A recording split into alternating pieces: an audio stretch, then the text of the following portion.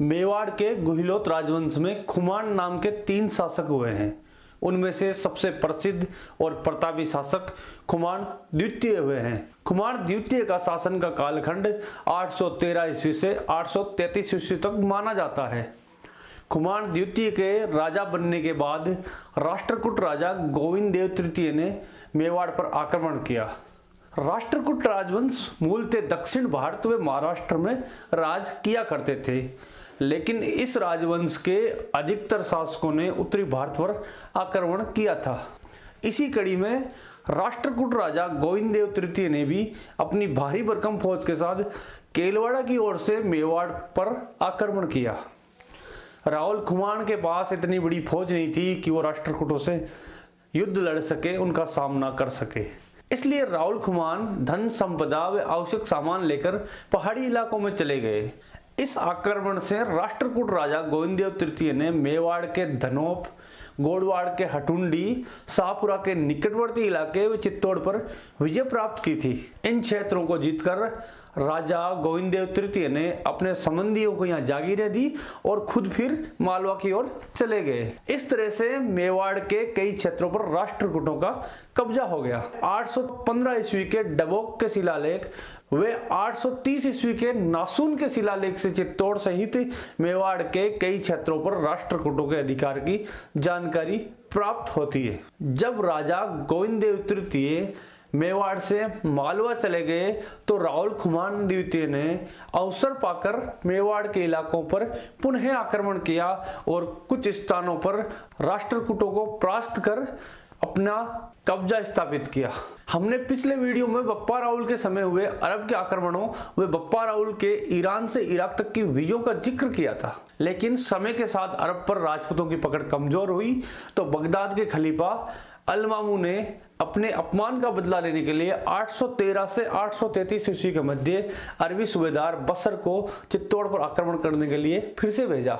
इधर खुमान द्वितीय ने मातृभूमि की रक्षा के लिए उस समय के कई सारे राजाओं को न्योता दिया। राजपूतों का एक संयुक्त मोर्चा बना जिसमें तकरीबन 40 राजा बताए जाते हैं। भारत पर अरबी मुसलमानों के आक्रमणों को रोकने के लिए जो नेतृत्व बप्पा राहुल ने प्रदान किया था, रावल खुमान ने इसे आगे बढ़ाया। एक बार फिर बगदाद के खलीफा अल-मामून के प्रतिनिधि अरबी सूबेदार बसर को बुरी तरह से हार कर मैदान छोड़कर भागना पड़ा। इस तरह की कई सारी जो हार है बप्पा राहुल के समय भी अरबी सूबेदारों ने देखी थी। राहुल खुमान का साथ इस युद्ध में जिन नरेशों ने दिया उनमें नागवट प्रतिहार द्वितीय, गुवाक चौहान प्रथम, राजा अचल देव बड़गुजर प्रमुख थे। लेकिन खुमान रासों में कई रियासतों व राजाओं का जिक्र आता है जिन्होंने इस लड़ाई में भाग लिया था। खुमान द्वितीय की तरफ से वो लड़े थे।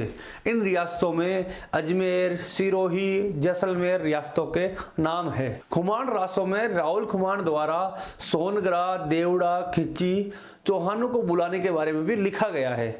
खुमान रासों में कश्मीर के पड़िहारों का, राहरगढ़ के चालुक्यों का व रुणेजा के सांकलों का इस युद्ध में आना लिखा गया है कि ये सब सहयोग करने के लिए आए थे। खुमान द्वितीय ने अपने जीवन काल में 24 लड़ाइयां लड़ी वे लगभग 24 वर्ष तक उन्होंने राज किया। इसके उपरांत 836 ईस्वी में खुमान द्वितीय का देहांत हो जाता है। राहुल खुमान के शासनकाल में पार्श्वनाथ मंदिर का भी निर्माण करवाया गया था और इस मंदिर की प्रतिष्ठा जयानंद सुरीश्वर ने की थी। मेवाड़ के शासकों में राहुल खुमान इतने अधिक प्रसिद्ध हुए कि बाद के शासकों ने स्वयं को खुमान के वंशज बतलाने में गौरव अनुभव करते थे।